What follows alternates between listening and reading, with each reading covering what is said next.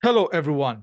This is the 116th episode of the Soccer Nostalgia Talk Podcast. As always, this is Sean from the Soccer Nostalgia blog. Unfortunately, Mr. Paul Whittle from the 1888 Letter blog could not make it this time. For this episode, I interview Welsh author and journalist Mr. Christopher Evans.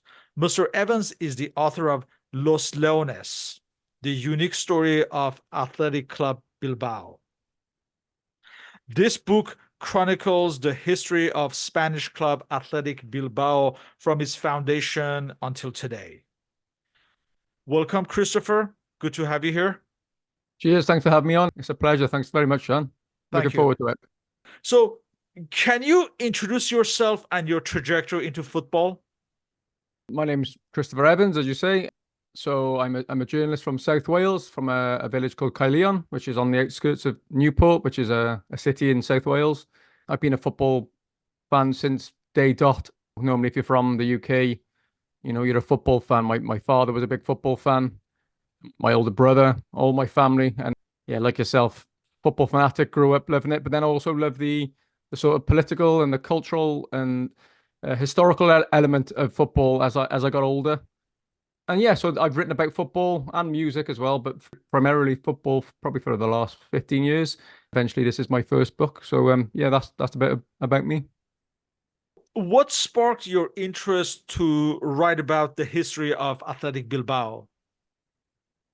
Okay, so there were a few things that sparked my interest. Obviously, I think like most people who are interested in athletic club, the last philosophia, this philosophy, this Basque-only philosophy they've got, really intrigued me, and as I think it intrigues everybody across the world who's interested in football. So there was that element of it. I'm from Wales, which is like the Basque Country. It's a small nation with a small population that has suffered historical, repression politically and socially and culturally and linguistically. Both got languages that were repressed. So I was interested in that, and there are lots of historical ties between Wales and the Basque Country during the Industrial Revolution. Lots of Welsh people went over to work in Bilbao and the Basque Country, but also during the Spanish Civil War, lots of miners from South Wales, well, across Wales actually, I should say, went over to fight in the Spanish Civil War for the International Brigades, the anti-fascists. And I think actually 35 Welshmen lost their lives. So there's all these ties that are interested in the Basque Country. Athletic, I was interested in the philosophy. And then also, more historically again, we're in the village I live, Caerleon. During the Spanish Civil War, we housed, I think it was 57 child refugees from the Basque Country. It's only a small village here. And when I was researching it, there was a football team. The boys who were in the refugee boys created a football team called Basque Boys AFC. And the story is really interesting. And by all accounts, they were absolutely amazing. And they beat all the local teams. They beat the big teams in Cardiff, across South Wales. And I got interested in that. So I wrote an article about the Basque children who formed this football team. And then following that, lots of their sort of family got in touch, and we found out more and more about the boys. We found out that the goalkeeper, Enrique Garratea, went on to play professionally in Spain when he went back, so which I thought was amazing. So I was learning stuff. So there's that element. There's all these sort of things started getting involved in. I work with the Basque Children's Association, which keeps the memory alive of these child refugees who came to the UK during the Spanish Civil War. But then also, obviously, with football-wise, Athletic, I'm a Manchester United fan and Newport County, which is my local team. And Athletic absolutely hammered Manchester United in 2012 and Marcelo Bielsa. So although I was already interested in Athletic at that point, I think it was that was heightened then during that Europa League tie, because they were just absolutely fantastic. And Manchester United fans, they clapped the team off. They clapped the Athletic fans because they were so amazing. So that sparked it as well. And I've been looking for a book myself to read about athletics. I'm a bit of a football junkie with a history, and I realized that there was nothing on athletic. And so the idea was there for a few years. I kept thinking somebody else was going to write it, and they didn't. So I thought, why not me? So that's how I came around to writing the book and my history with the interest in athletic and so forth. What was the research process like and the duration to write the book? So the research process, it was great. I loved it actually. I like research and I like reading. So finding things out was sort of the exhilarating part of it, doing the research, the history, and Athletic. I know a lot of football clubs have got fantastic histories, but Athletics really gripped me, and I just kept finding out more and more things I just thought were fascinating. These iconic players they've had, like Pichichi, and then finding out about English managers like Mr. Pentland. So I really enjoyed that element of the research, and I also had a lot of help from people. Luckily I've got a few contacts through my work with the Basque Children's Association. The research was good, but also I did have a lot of help. One of my friends is called Gaizka Garamendi, who lives in the Basque Country. He's a big Athletic fan, and he helped me so much with the research. He's just meticulous with his research. So anything I got slightly wrong, he'd proofread it for me and correct me. So that element I really enjoyed. The research process probably took me about 6 months, but then I started interviewing lots of people then in a 3 or 4 month period, getting everything together. And then the writing element probably took me about just over a year, maybe a year and a half. But, it was a labor of love. That's a cliche saying, but it really was. But I enjoyed it. It took a lot of sweat, blood, and tears. And, it was difficult. And you're waiting on people, or you get something wrong, you have to rewrite and things like that. And I was conscious that I wanted it to be accurate. I was conscious that I wanted to do a good job being the first English book. But I really enjoyed it overall. And hopefully that shows with the book. In contrast to most books, this one contains many interviews with key figures as well as observers. Can you give some of the familiar names that you interviewed for this book? Yeah, sure. So, I was very lucky, as I just mentioned, really. So I got to interview many Athletic legends, actually. Probably the ultimate icon Athletic is Jose Angel Iraba, the goalkeeper. I got to interview him. And Javier Clemente, the notorious former Athletic manager and Spain manager. And I also interviewed Anthony Goicoechea, the butcher of Bilbao.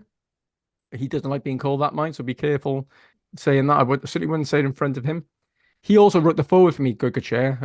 Outside of the Basque Country, in my opinion, he's probably the most famous player from his time. Obviously his encounters with Maradona. But he is such a lovely man, and he wrote the foreword for me. He turned up at my book launch in Bilbao a few weeks ago, which I couldn't believe. So I interviewed him, Joseba Estebria, Julian Guerrero, Rafael Corta, lots of these. I interviewed Ignacio Uribe, who is now 91 years old and scored against Manchester United in the famous snow match in 1957, which is unbelievable. So yeah, I was incredibly lucky to interview these legends, icons for the book, and I think that's what helped bring the book to life. I tried to weave the history around these people when I was interviewing them, but I was incredibly lucky, really, to speak to them. So I'm lucky enough to know Derek Doyle, who used to be the consul in Bilbao, and he put me in touch with a man called Pablo Atalaya, who looks after all the former players. He said, "Oh, who do you want to speak to, Chris?" So I gave him a list of these players, thinking there's no chance they're going to want to speak to me. And then within about 3 or 4 hours, I had all their numbers, and they were all willing to speak to me for the book, which I think just shows how proud they are of their club and Athletic and the Basque Country, and Bilbao and the Basque Country. I was incredibly lucky, really. It was relatively easy to obtain the interviews. Yeah, surprisingly, really, because I know, you try as a journalist, I often approach people trying to get interviews, and you get more knockbacks than you do acceptances. I was told that there's a Pena called the Mr. Penton Club, and Guys Garacha, who used to be the president, sort of said to me, people will want to speak to you. Athletic are an open club, they're a family orientated club, they will help you. And I was like, I'm not so sure, but yeah, they were, and I was just humbled and incredibly lucky to speak to all these people. And not just that, the Basque journalists I spoke to as well were amazing, and fans I spoke to. They just gave me so much time. It was amazing. Let's discuss the history of the club. Can you summarize the historical British links to the founding of the club? The club was actually founded by British migrants who were working in Biscaya in Bilbao during the sort of the industrial boom in the late 19th century. And the story goes that during their downtime, these British workers would do what most British people do in their spare time, or certainly men at the time, would kick up all about.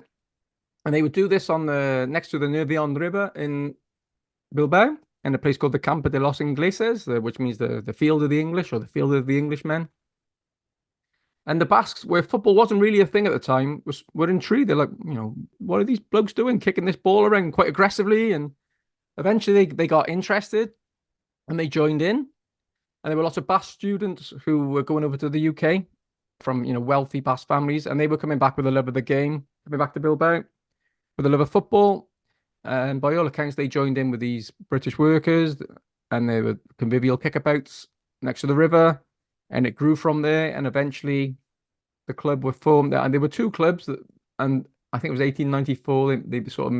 There were two clubs. And then in 1898, they merged to form Athletic Club in a place called Cafe Garcia in the center of Bilbao. And that's what it was. So officially, 1898 was when the club was formed by these British people and these young Basque. There are some Basque historians, I think it would give different dates, say 1894 and so forth, but 1898 is the official date that the Athletic Club were formed. And even the uniforms have British links, and there's a mystery whether if it was inspired by either Sunderland or Southampton. So yes, so officially, the story that Athletic peddle is that, I forget his name, Elderoy, I think the player was, who he was in Britain. I think he'd had a heavy night and they'd asked him to get some kits and he forgot. He happened to be in the port of Southampton in England. I was like, oh God, I need some kits to take back with me. Southampton, the local team, playing red and white. Apparently he grabbed a load of those kits and took them to Bilbao. By chance, the flag of Bilbao was red and white. The club were happy. So they started playing in red and white because they'd previously been playing in blue and white, like Blackburn Rovers. So they were inspired by Blackburn Rovers. So some of the away kits nowadays are still blue and white. So that's just the official story is that it's from Southampton. But there's been some research recently where a historian and the Bilbao Black Cats, which is like a supporters club in Bilbao, are saying that it's actually from Sunderland, who also obviously play in red and white, and there are historical ties with industry with Sunderland. So it's not a thing I tried to get bogged down in the kit. I know a lot of Basque journalists are not that bothered either. So, it is interesting, but it's one of those things I just think we'll probably never know unless, it's to find a hard evidence, who knows? But yeah, the likelihood is Southampton or Sunderland, both groups who are arguing either case I'll let them fight out between themselves, Sean. As football history fans, we are familiar with the concept of the Basque-only policy. In actuality, this was never intended in the early days of the club. Can you discuss the genesis of this policy? Yeah, so I really like this story actually because the philosophy actually it's a really interesting story. So obviously they were founded by British workers. So Athletic had Englishmen, Welshmen, Scots, even Irishmen playing for them. But during the Copa del Rey in 1911, or which was called the Copa de la Coronación at the time, Real Sociedad, the Basque rivals of Athletic, accused Athletic of fielding ineligible players in an earlier game because Athletic went on to win the cup. And really irked by this sort of accusation, Athletic Club, amazingly, in a sort of cutting your nose off to spite your face, said, well, sod you, then we're only going to play with Basque players from this moment on. Whether they intended just to do that for a year or two or whatever, who knows? But 120 years later or whatever it is, 115 years later, they're still doing it. And I think it's really quite apt that they do this policy due to their local neighbours complaining about them playing with ineligible players, and they just carried on. It's really amazing. It's very bullish, and it's an unwritten rule, but it's a rule that I don't think will ever change. And they seem to be doing pretty well with this policy. And it's also driving Athletic's uniqueness and its identity. It's integral to Athletic Club, and it's integral to Bilbao. The philosophy everyone you speak to, that they don't want to change it. They don't want to change it. I do think that Athletic would lose their uniqueness if they did change the policy, because you've got Chivas in Mexico who got a similar policy. They use only Mexican players, but Athletic have got this sort of hyper-geographical version of only players from the Basque Country or formed in the Basque Country. It is intriguing, and like I mentioned earlier, it's why I think people are so fascinated with Athletic Club, because it's, to an outsider like us, it sounds it's crazy. Like it's lunacy, really. You're limiting yourself. You're playing with one arm tied behind your back, but it sort of gives them something extra, I think. The fact they're in the Copa del Rey final this year shows you that they've got this togetherness and this uniqueness, and it's really fascinating. Returning to the concept of the British influence, perhaps the most influential manager in the club's history was the Englishman Fred Pentland, the man with the bowler hat. What can you say about his impact on the club? Yeah, as you say, the man in the bowler hat, or El Bombín, as they called him, his impact on the club is, well, it's been everlasting. As I mentioned earlier, there's a Peña, which is like a supporters club, named after him, the Mr. Penton Club. I mean, if you read his story in the book, it's fascinating. He was a prisoner of war during World War One. I think he went to manage the German Olympic team and got stuck literally at the outbreak of war. Incredibly bad luck. But the story is really fascinating because they sort of created this society in the camp, and football, surprise, surprise, played a huge part in that. He managed Athletic in two different periods. I think it was 1922 to 25 and 29 to 33. And he revolutionized Athletic. They've been playing, sort of professionalized them as well, but he played attractive football. The English were always associated with boring, Route One football, but he didn't play that. He looked for fast passing game. He was a stern character by all accounts, but also quite a funny character. He was well respected in Bilbao and in the Basque Country, well, in Spain, because he managed a few other clubs as well.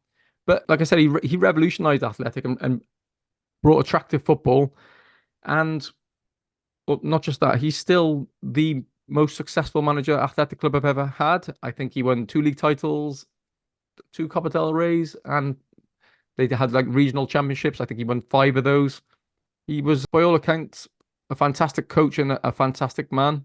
And his legend lives on. And I mean, strangely, he's not that well known in the UK, but he's a god, certainly in Bilbao. His story's amazing. I think if you're listening to this podcast and you don't know about Fred Pentland, have a little Google around, or buy my book, obviously, but have a little look around, because his story is absolutely fascinating.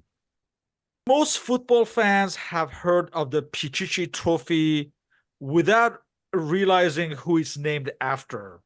Do you want to describe this Bilbao legend and his significance in Spanish football history? That's another story I really love writing about, is Pichichi, whose real name, I've got it written down here so I don't get it wrong, is Rafael Moreno Aranzadi. I really enjoyed writing about Pichichi because he is a maverick in the truest sense of the word. So, you think of football in mavericks, you think of Maradona or Zlatan, Cantona, these people. And Pichichi seems to have been sort of all of these people, or George Best, because I think Pichichi liked to drink as well and liked the party lifestyle. I think he was amazing on the field. I think he scored something like 83 goals in 89 games. I also like the fact, when I read about him, by all accounts, he was a bit of a wind-up merchant. He used to like standing on the defender's toes because he was only little. He wore a white hanky on his head, but he was brilliant. He certainly knew where the back of the net was. I think he had a bit of a lifestyle off the pitch, and unfortunately, he died at age 29. The story goes that he ate contaminated oysters, but then there are a lot of historians who think actually it was purely down to his lifestyle, but his life was tragically cut short. Again, there's the Pichichi Trophy now that's given to the top goal scorer in Spain. There's the statue inside the stadium as well, where the away team, who, if it's the first time they played at San Mamés, they lay bouquet of flowers at the statue or the bust. And I've actually got a photograph, I think it's in the book, a picture of me with the Pichichi statue. And it was quite a humbling experience to see, all that history. You can almost feel it. But yeah, again, his goal scoring record is unbelievable. Like I said, I think it's 83 goals in 89 games officially, but it's thought to be much more than that. But yeah, a proper card, a proper maverick, I would say, Pichichi. And again, he's one of Athletic's all-time legends. Can you describe how the onset of the Spanish Civil War in 1936 affected the club's history and the trajectory of the club? Hugely. You say about the trajectory of the club leading up to the Civil War. Athletic had been the team in Spain. They were the best team. And obviously, when the Civil War broke out, it stopped Athletic in their tracks. I mean, it stopped professional football through the duration of the Civil War. Football did still carry on, but yeah, professional or leagues was not happening. There is the story as well. I don't know if you're aware, Sean, of the Euskadi team, the Basque Country team, who by and large were an extension of Athletic. I think there were 7 or 8 players, and they were a team that toured the world to raise funds for the Basque struggle against fascism. I did write a chapter about that in the book, and which I really enjoyed because I think it's I think unbelievable. that story is a book in itself, by the way. Oh yeah, yes, and there is a guy who helped me. His name is Jose Bagotson. He's in the Basque Country, and he's written a few books. It's in Spanish about the team, and he's friendly with lots of their sort of their families. And like, as you said, it's a book within itself because he told me information. I had a word count, so I could only put X amount in, but it's unbelievable, really. And you know, some of these players, they raised lots of money. It was a great success. They toured the whole of the world. They raised money for the refugee children who'd been dispersed across Europe.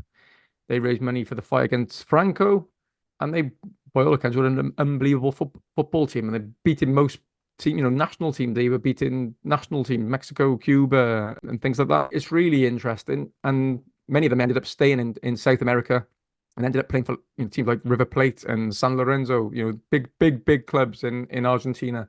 They stopped Athletic in their tracks, but following the Civil War, the Basque Country suffered terribly, as did Athletic under Franco. He sort of very petty with Athletic, making them from 1941 be known as Atletico de Bilbao, not Athletic, which they hate that. He was obsessed with Hispanicization. It's so petty making them change their name, but that is something that would have greatly irked them and still does. But also, Franco also got rid of board members at Athletic following the Civil War. I'm sure the amount of socios or club members went down something like 40%. They really suffered under Franco. But as Basques do, they're tough and they're stubborn, and they sort of rose from the ashes.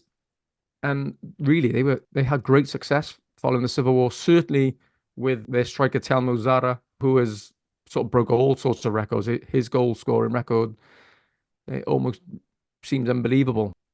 But yeah, the Civil War obviously was a tragedy. Any war is a tragedy. The Civil War in Spain was a tragedy, and I think football was a bit of an opiate following Franco's win for the Basque Country because yeah, it was their one form of escapism because Athletic actually, despite the repression, were incredibly successful. You devote entire chapters to some of the legends of the post-war era, such as Zara that you mentioned, the legendary goalkeeper Jose Angel Iribar, Andoni Goicoechea, Javier Clemente, Julen Guerrero, and Joseba Echeverria, among others.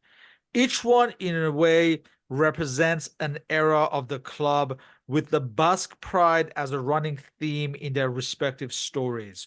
What stood out for you in researching and analyzing their individual stories? That's a really good question. What stood out for me?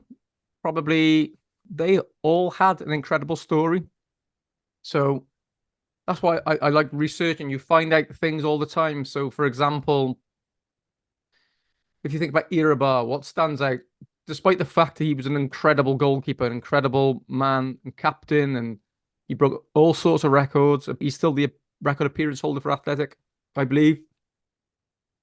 The thing that stands out is the famous Icarina incident, where he carried out the Basque flag, which was still outlawed. That was in December 1976 at the Atocha Stadium, which is the Basque rivals Real Sociedad Stadium, or was, sorry. That stood out for me. And then with Clemente, again, what a career, what a manager. What stands out? Probably the double. Probably the fact that he won the double with Athletic when Barcelona were unbelievable at the time. And then you go to Goicoechea. Again, incredible career, but there's always a standout point or something to talk about that is interesting to people like me. There's the Maradona incident with Goicoechea. Not just the fact that he won the double with Clemente and was an amazing footballer. To us, sort of international football fans, we're fascinated with Goicoechea's relationship with Maradona, even though he's sick to death of it, having spoken to him. But it's impossible to avoid. And then you've got somebody like Julen Guerrero, who is probably the most recent, the main icon of the last 30 years, who's an incredible footballer. And you think about his incredible good looks and his skill. His story is unbelievable as well. And then you've got Echeverria, who I interviewed. And I think what stands out with him, again, another amazing player, but what stands out is that he defected from Real Sociedad, their Basque rivals, which caused a lot of issues with the clubs. In fact, they didn't have anything to do with each other for a couple of years following his move from Real Sociedad to Athletic. So lots of things stand out to me. Probably mostly is that the fact that they were all, how nice they all were as well. And I'm not just saying that because they spoke to me. I was quite nervous. I think I mentioned it in the book about interviewing Clemente because he's known to have great disdain for journalists or being interviewed. But he answered every question. He gave me loads of time. I think it was a Friday evening, and he was brilliant. Everybody I spoke to for the book, so the players, the journalists, the fans, they were amazing. But yeah, when you say what's the standout thing, I think it's the fact that everybody wanted to speak to me and they were all super nice. And they also just showed how proud they were of their own careers, but of also of Athletic and their awareness of the Athletic's history and their importance to Bilbao and Biscaya and the Basque Country. So I can't pick out a standout point for one thing. I just think, I don't know if I'm answering this question, I'm waffling on a bit, but they all had outstanding careers. But there was always something when I was interviewing them, I think, right, I'm going to focus on with Irabar. Obviously, he's got a brilliant history, but the Icarina flag moment, that's a focus. And you've got Echeverria's move from Real Sociedad. That's a standout feature. So yeah, I was lucky. Like I mentioned, when I'm researching, there's just so much popping out. And there's so much stuff I haven't been able to put in the book as well. Let's discuss this Icarina incident. You take some time to discuss Bilbao's unique rivalry with their San Sebastian neighbors, Real Sociedad. Can you describe this rivalry and the watershed moment on December 5th, 1976 that united the clubs? The rivalry is a fascinating one. Like you mentioned, I've devoted a chapter to the Basque Derby because it's known for sort of being a friendly derby. Even actually, if you speak to some die-hard Athletic fans, they actually hate Real Sociedad. They were telling me, well, it's not all friendly, and it's certainly not. But there is, I keep saying it's almost like a brotherly relationship where they sort of love but hate each other at the same time. But because the Basque Country is so small, this sort of rivalry, there's lots of people who live and work in Bilbao and Biscaya who are from Gipuzkoa, where Donostia San Sebastian is, and vice versa. So there's lots of mixtures and overlapping. And even at the moment, even the ultra groups are friendly by all accounts. So there is this historical rivalry, but it's a friendly rivalry. And the Basque Derby seems to be unique in world football where, most derbies are pretty heavy going. But I did interview Phil Ball for the book, who wrote a brilliant book called Morbo, The Story of Spanish Football. And he is, although he's English, he's a Real Sociedad fan and lives in Donostia, San Sebastian. And he sort of sticks the boot into Athletic quite a lot. And I know that's annoyed many Athletic fans who have read it. But I did want, doing the book, I did want it to have some sort of balance. And he certainly balances it up, Phil, because he's great copy. He's a fantastic journalist and writer. I do think he sort of sums up the rivalry because he says at one point, I hate Athletic and I love them at the same time, I think he says.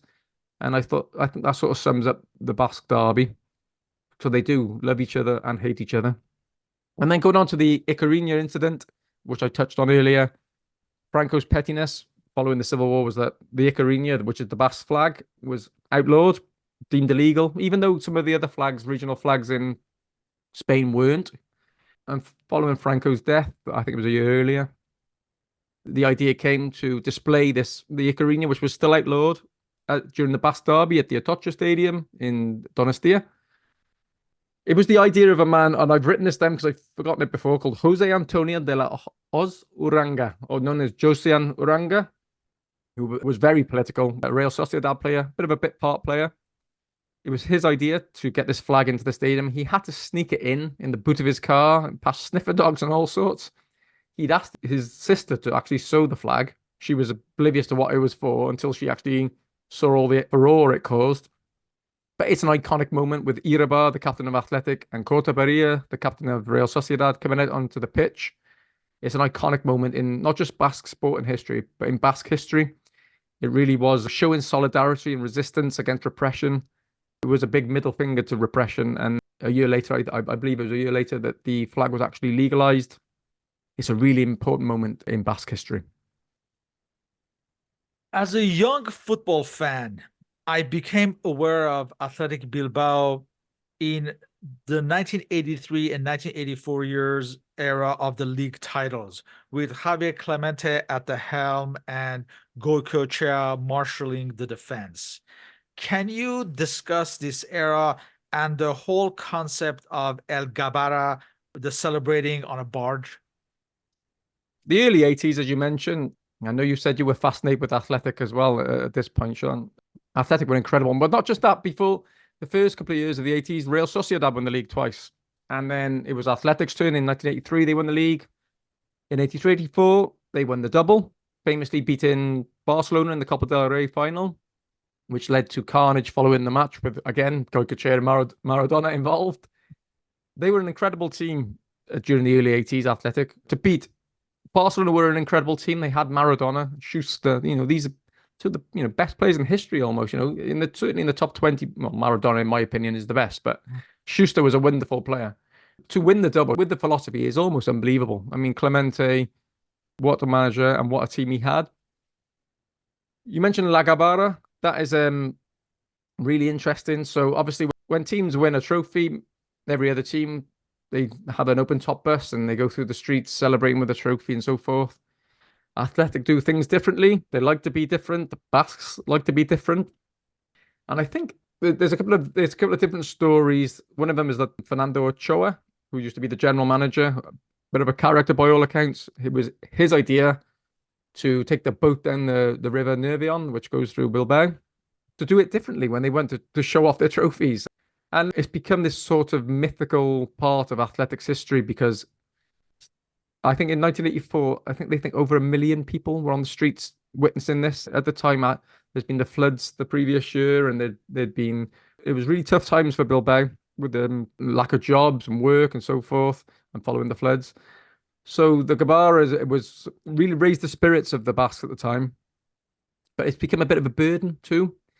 Because now, when Athletic come close to winning a trophy, there's all talk of this, taking La Gabara out. And it causes quite a lot of arguments. It causes a lot of mocking. I know lots of other teams look, oh, where's your barge? When Athletic inevitably lose in a semi-final, or they've lost the last 6 Copa del Rey finals they've been in. It's not a good streak. So hopefully this one coming up in a couple of weeks is gonna change that. But the Gabara, if you look at the pictures and the images, just have a Google La Gabara, which means the barge. It looks unbelievable. It really does. And it's becoming this really sort of mythical part of athletics history. And I really hope we get to witness it in a few weeks' time. Another English manager, Howard Kendall, also continued the legacy of British influence on the club by managing the side in the late 80s. Based on your book, this experience certainly touched him. What can you say about his experience at Bilbao? That was one of the chapters that I really, really enjoyed writing. I spoke to his son Simon about it, and he spoke very eloquently and emotionally about his father's time there. I think it changed Howard Kendall going to Athletic. He'd been at Everton, having great success. He only left Everton, I believe, because of the European ban on English teams following the Hazel disaster. And when he moved to Athletic, I think he found it difficult to fit in. The language barrier, it was a big one. But he actually lived at Lazama, the famous training facilities, which I thought is fantastic. He had his own little room, almost like a student. And I think he said he felt at home from that moment. And he fell in love with the club. He fell in love with the culture. And he was really, really liked at Athletic. He did quite well in the first season. They qualified for Europe. And he's on record as saying, he was shown the pictures of and videos of the La Gabara going through a couple of years previously. And he said, I want some of that. He wanted some of that. He didn't get to see that, unfortunately. But he's revered in Bilbao.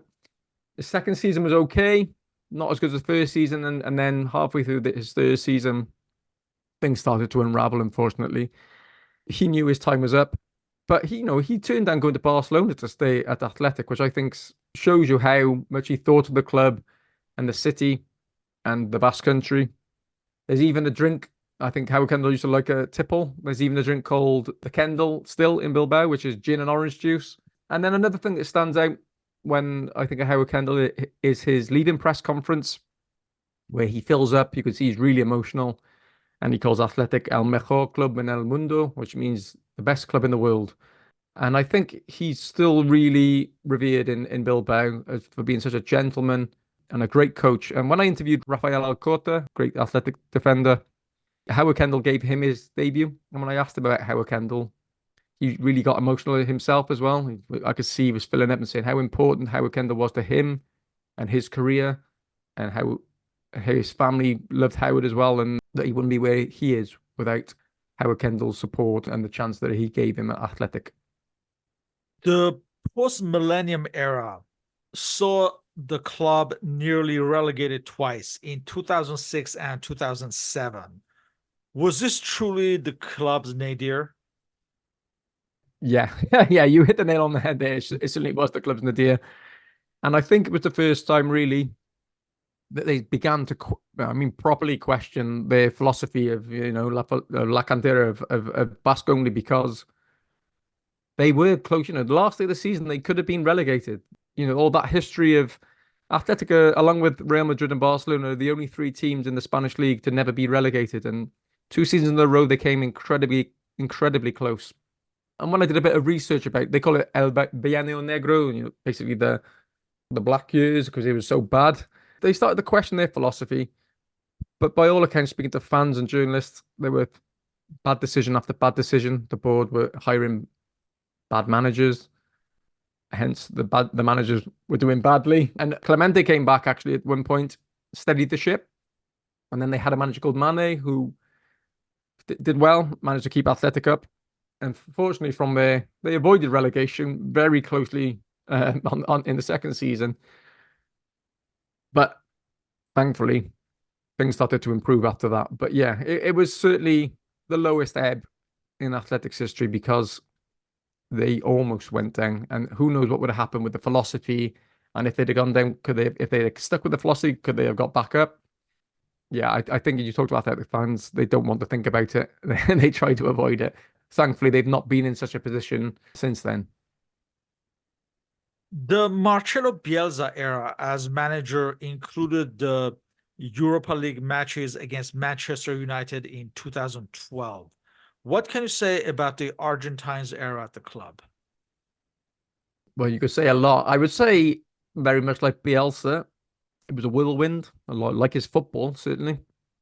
It was a short time he spent at Athletic, a bit like Mr. Pendon. He revolutionized Athletic. He completely changed their playing style. They were playing like super fast pressing, high press, high fast football, just blowing teams away. I think a lot of Athletic fans had never seen football like that. They were used to sort of defensive Route 1 football, certainly in the Clemente, even though it was successful, wasn't always easy on the eye. And Bielsa's teams, as he has done since, you look at Leeds United, they were exhilarating to watch under Bielsa as well, and now Uruguay, where he's managing.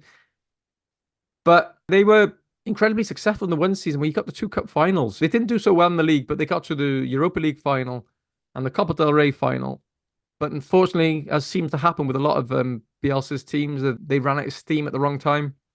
In the Europa League final, they faced Atletico Madrid and Radamel Falcao, who was just on fire. The game was more or less over after 30 minutes. And then in the Copa del Rey, they got pretty much stuffed early doors as well. And it seems such a shame that Bielsa didn't get to taste the success of a trophy, because he brought revolutionary football to Athletic, and he was known for being a brilliant person. He was a kooky character. He could be a difficult character. But again, he was another one researching about him. He's just bonkers. No, but I mean that in the nicest possible way.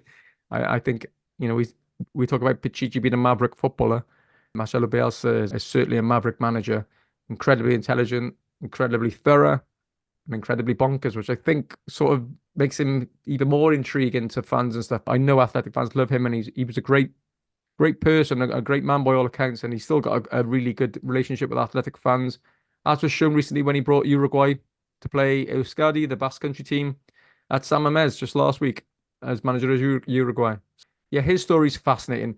What I did notice is that when I was researching him is that Javier Clemente was not a fan of Bielsa, but lots of, I know I think most people are, but Clemente said, no, it's not athletic style. But yeah, I find that quite funny. But yeah, I'm certainly in the Bielsa camp. I think he's a really interesting character and a brilliant manager. The modern era of the club has the Williams brothers as its standard bearers. What is the status of the club in the current Spanish football landscape? That's a really good question. Again, I would say in the current landscape, Athletic are in their best moment they've been in since the times of Clemente. They are in a fantastic period under Ernesto Valverde, who I think is a brilliant manager. I mean, he won the double with Barcelona, and they sacked him the following year because he didn't do so well in Europe. But he's come back to Athletic again, and he's got them playing. I wouldn't say it's quite the sort of exhilarating football Bielsa brought, but it's not far off. And he's doing a fantastic job. But he's also got a great team at the moment.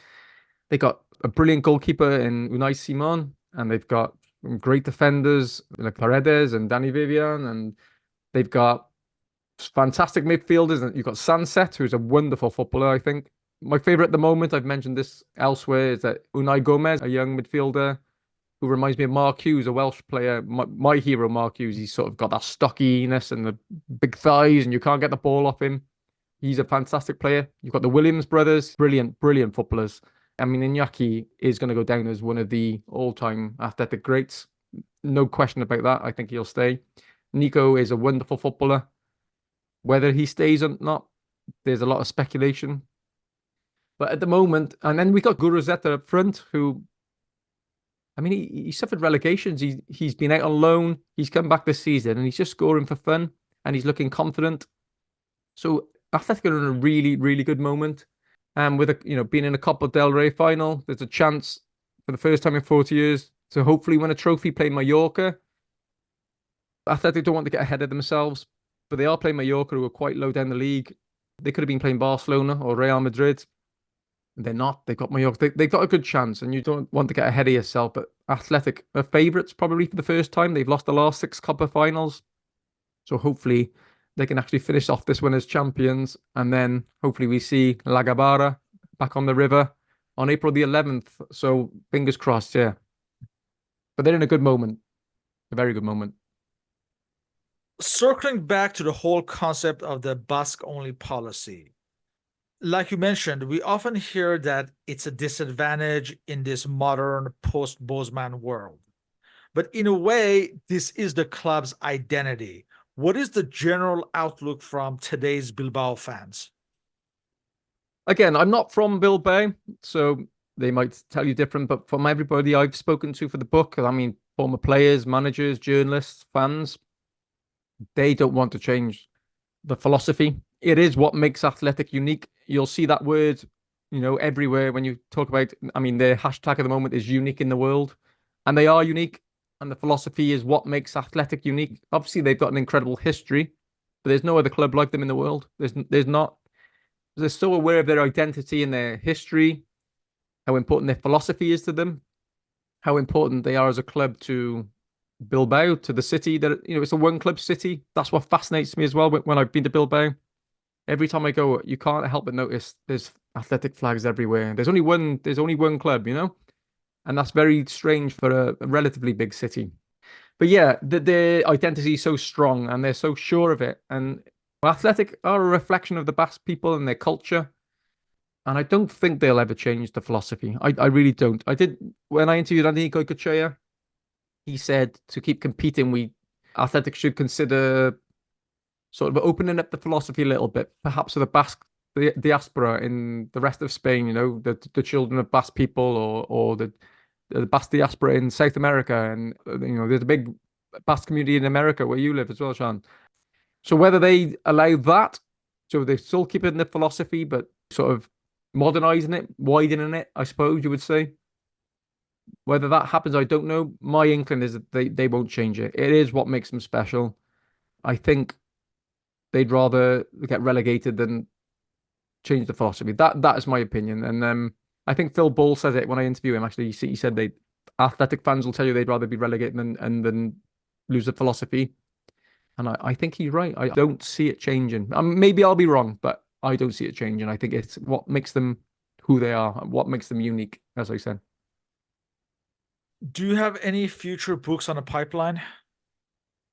Uh, well, I just Or hope you my need a rest after this well, project? yeah, but yeah, well, I was just hoping my wife and my sons can't hear me because my one son sort of said to me, "I don't want you to write another book, Dad," because I think it totally consumed me. Thinking about athletic, thinking about what I could write, thinking about the Basque Country, learning everything I could, talking about it all the time. I could imagine I was quite insufferable sometimes, but I don't know about another book. I did love doing this. I've got to be honest, and so far I've had touch wood, mainly positive feedback. And if that continues, that might drive me on. But I've got a few ideas. Probably keep those cards close to my chest for now. But yeah, I think it took it out of me a little bit, to be honest, because it was intense. It was intense, and it was a lot of research, a lot of work. I really loved doing it, but I'm sitting on the fence here, aren't I don't know, but I would like to do another book. I think for now, I'm just thinking doing things like this with you is as far as I'll go. I'm enjoying sort of promoting it and being involved in things like this and talking about athletic. But maybe there'll be something in the future. But I don't. Maybe I didn't answer the question there. But I don't know. Maybe is the best answer. In closing, what gave you the most satisfaction in writing your book? Learning about the history of the club or getting the chance to meet all the people linked to the club in one way or another? Both, if I can be honest, it was a labor of love, as I mentioned. It was difficult writing the book, but it was amazingly enjoyable. Obviously, it was wonderful to interview so many athletic legends and so many brilliant fans and so many brilliant journalists and just people giving me their time sort of blew me away. Goikachea writing the forward for me. I just saw I texted him after I'd interview him, would you mind doing this? And he's like, no problem. And within a few days he sent me the forward. What a legend. And not just that, at my book launch, I did a book launch in a bookshop called Libros de Ruta in Bilbao a few weeks ago. And I was very nervous because I prefer writing and sitting in front of the computer than I do talking, to be honest. But I did this book launch anyway, and in Bilbao, and took my family with me. And when we was waiting, and as the door opened, I thought about three people would turn up, and they were about, I don't know, 27, 28 people in this small, brilliant bookshop. But Goikachea turned up. I was nervous anyway, but when I saw Anthony Goikachea, who I spent so much time writing about and reading about, and loved from when I was a young boy, was obsessed with football, and Goikachea, that name stands out all the time. I could have died there a happy man, to be honest, after that. So that was amazing. And as cheesy as it might sound, one of the best things about writing the book was all the help I had. So not just off the players, but off from people in the Basque Country. So there's I mentioned him earlier, guys like Garamendi, who is he's sort of he's a historian. He won't call himself that, and he'll hate me talking about him because he doesn't like attention. But he was amazing. I had help from Derek Doyle, I mentioned, who got me in touch with lots of the former players, and Pablo Atalaya. Dan Parry, who works for the club, was a friend of mine, and he was amazingly helpful. I mean, I could go on and on, but just everybody. What blew me away was people giving me their time and not wanting anything in return. Oh, Benyat Gutierrez. Sorry, Benyat, I forgot you there. He's a Basque journalist who has been amazing. He proofread stuff for me and helped me translate in some things as well. He was amazing. I probably forgot a few other people who were going to be annoyed with me for that.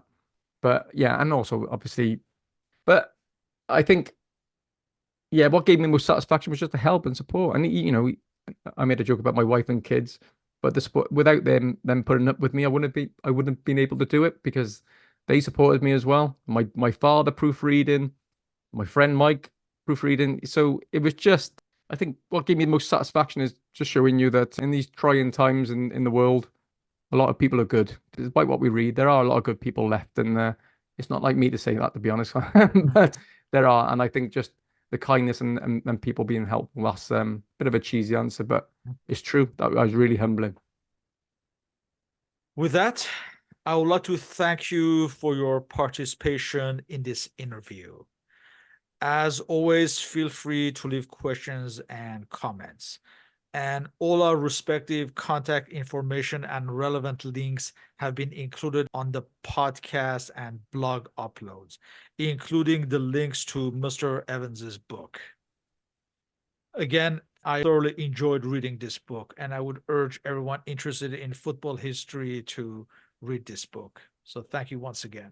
Thank you for having me on. It's been a pleasure, and keep going because I really enjoy listening to this as well. So thank you very much. Thank you.